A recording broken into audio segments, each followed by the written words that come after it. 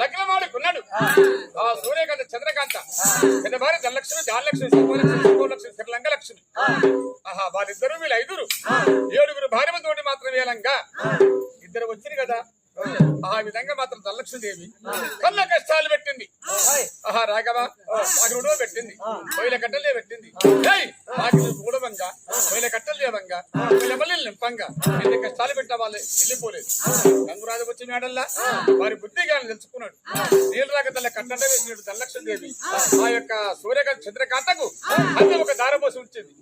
అక్కమాట నమ్ముకొని మాత్రం గంగురాజుకి ఆ విధంగా చెప్పి ఆ ఊళ్ళో గనక ఆ ప్రకారంగా మెడలకు వచ్చి మాత్రం బుద్ధి ఎప్పుడు ఉంచుకోవాలా అని మాత్రం ఆ మెడల గనక నిద్ర చేయించి ఆవుల మంద కాడికి వెళ్ళిపోయాడు గంగురాజు. 7 భార్యలే కదా. ఎలాగా జరగబోతుంది మాయమ్మలారా.